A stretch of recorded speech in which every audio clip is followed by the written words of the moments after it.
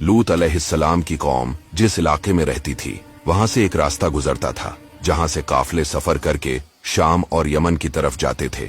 उसी रास्ते में लूत की कौम की फसलें और फलों के दरख्त थे। जो भी काफला या लोग वहां से गुजरते वो उन फसलों या फलों में से जरूर कुछ न कुछ तोड़ लेते। इस वजह से लूत की कौम के लोग बहुत तंग आ चुके थे। उन्होंने आपस में मशवरा किया कि कोई ऐसा काम किया जाए कि लोग इस रास्ते पर सफर करना छोड़ दें। तब शैतान इंसानी शक्ल में उनके पास आया और उन्हें मशवरा दिया कि जो भी लोग यहाँ से गुजरें तुम उनके मर्दों को पकड़कर उनके साथ बदफैली करो और उनका सारा सामान छीन लो। इस तरह लोग यहाँ से गुजरना छोड़ देंगे। इसके बाद शैतान खुद एक खूबसूरत लड़के की शक्ल में उनके पास आया और उन्हें वर्गलाकर उनके साथ ये गलत काम किया। इस तरह उस रास्ते से जो भी काफला गुजरता वो लोग उन्हें पकड़ लेते और उनके साथ ये हरकत करते। आहिस्ता आहिस्ता उन लोगों ने आपस में ये काम शुरू कर दिया और अपनी औरतों को छोड़ दिया। हजरत इब्राहीम अलैहिस्सलाम उनके शहर से मीलों दूर एक गांव में आबाद थे। उन्हें जब इस कौम की गुमराही की खबर मिली तो उन्होंने लूत अलैहिस्सलाम को उनकी तरफ भेजा ताकि वो उन्हें अल्लाह के दीन की तरफ बुलाएं। कुछ रिवायतों के मुताबिक लूत अलैहिस्सलाम इब्राहीम अलैहिस्सलाम के कजन या भतीजे थे और जब नमरूद ने इब्राहीम को आग में डाला था और वो सही सलामत आग से बाहर निकल आए तो नमरूद ने गुस्से में आकर उन्हें अपने मुल्क से बाहर निकाल दिया।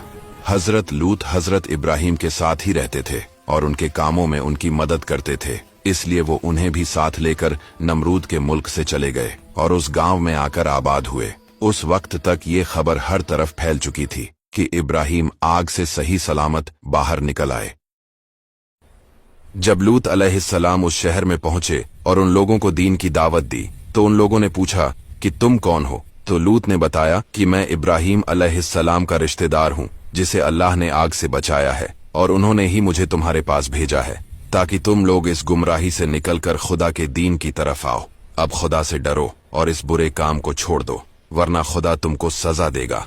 वो सब इस बात से डर गए और उनकी हिम्मत न हुई कि लूत अलैहिस्सलाम को कोई तकलीफ पहुंचाएं, लेकिन उन्होंने लूत की बात न मानी और उसी गुमराही में पड़े रहे।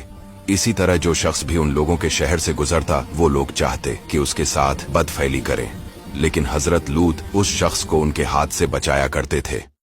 लूत अलैहिस्सलाम काफी अरसे तक उसी शहर में रहे। उन्होंने वहां की एक औरत के साथ निकाह कर लिया था। उस औरत से कुछ बच्चे पैदा हुए। लूत अलैहिस्सलाम उन लोगों को नसीहतें करते रहे। जब वो बाज न आए तो आखिर लूत ने उनके लिए बद्दुआ की। एक दिन हजरत इब्राहीम अपने घर के पास कुछ काम कर रहे थे कि अचानक उन्होंने देखा कि 4 लोग उनके पास आकर खड़े हैं। उन चारों ने सलाम किया तो हजरत इब्राहीम ने जवाब दिया। फिर वो अपनी बीवी सारा के पास गए और कहा कुछ मेहमान आ गए हैं, उनके खाने का बंदोबस्त करो। फिर हजरत इब्राहीम ने एक जानवर को ज़बह किया और उसका गोश्त पकाकर उन मेहमानों के पास लाए, लेकिन उन लोगों ने खाने की तरफ हाथ न बढ़ाया। ये देखकर हजरत इब्राहीम को खौफ महसूस हुआ, क्योंकि उस दौर में कुछ ऐसा रिवाज था कि अगर कोई किसी दूसरे के साथ खाना नहीं खाता था तो उसका ये मतलब होता था कि वो उसका दुश्मन है और उसे नुकसान पहुंचाना चाहता है। इसलिए हजरत इब्राहीम समझे कि शायद ये लोग मुझे नुकसान पहुंचाना चाहते हैं। उन लोगों ने जब ये देखा तो उनमें से एक ने कहा कि ए इब्राहीम, हमसे मत डरो, हम अल्लाह के फरिश्ते हैं और मैं जिब्राइल हूँ। अल्लाह ने हमें तुम्हारी तरफ भेजा है कि तुम्हें ये खुशखबरी सुनाएं कि अल्लाह तुम्हें जल्द ही एक बेटा अता करेगा जिसका नाम इसहाक होगा, और हमें ये हुक्म मिला है कि तुम्हें ये खुशखबरी देने के बाद हम लूत अलैहिस्सलाम के पास जाएं और उनकी कौम पर अजाब नाजिल करें। हजरत इब्राहीम ने पूछा कि उन लोगों को किस तरह अजाब दोगे, क्योंकि लूत अलैहिस्सलाम तो उनके दरमियान हैं।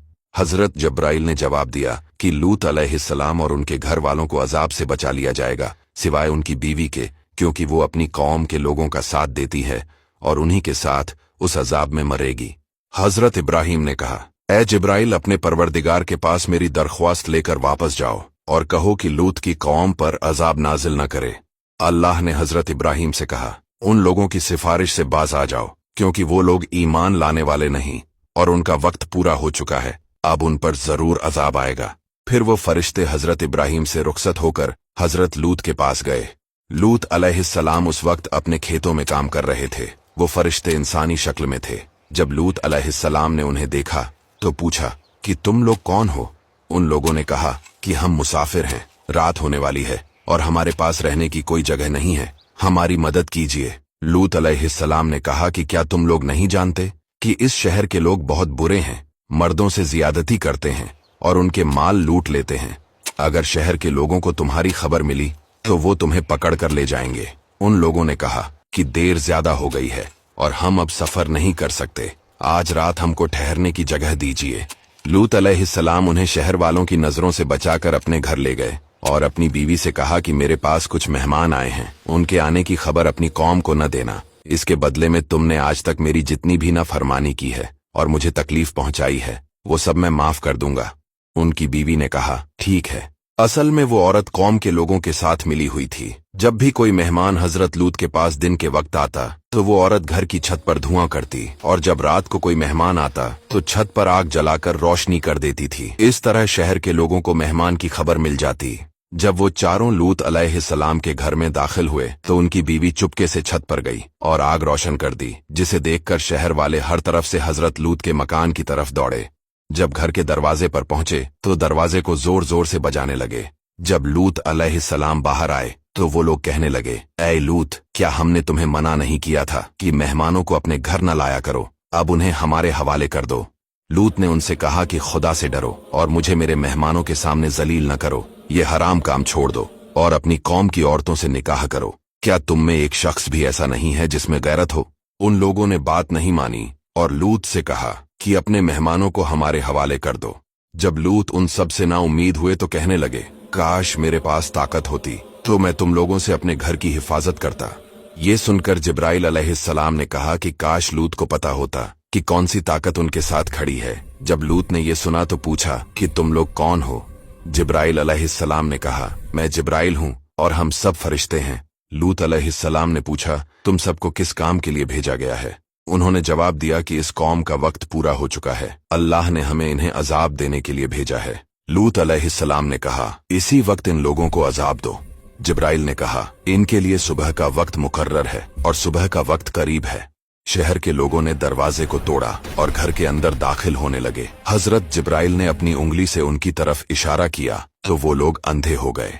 फिर जिब्राइल ने हजरत लूत से कहा कि अपने बच्चों को लेकर यहाँ से चले जाओ और अपने घर वालों से कह दो कि तुम में से कोई भी मुड़कर पीछे न देखे, और हम ये भी जानते हैं कि तुम्हारी बीवी मुड़कर देखेगी तो उसके साथ वही होगा जो उसकी कौम के लोगों के साथ होने वाला है। लूत अलैहिस्सलाम उस शहर से बाहर निकलने लगे। जाते हुए उनकी बीवी ने मुड़कर पीछे देखा, तभी आसमान से एक बड़ा पत्थर उसके ऊपर गिरा और वो वहीं मर गई।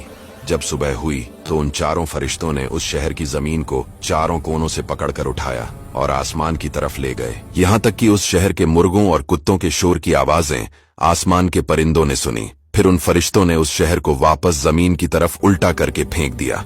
इस तरह वो सारा शहर और उसके लोग जमीन के नीचे दफन हो गए। एक रिवायत के मुताबिक इमाम जाफर सादिक अलैहिस्सलाम ने फरमाया कि जो बंदा भी कौम लूत के जैसा हराम काम करता है और उसे हलाल समझता है तो उसकी मौत के वक्त आसमान से एक पत्थर उस पर मारा जाता है, जिसकी वजह से उसकी मौत होती है, लेकिन ये सब लोगों को नजर नहीं आता।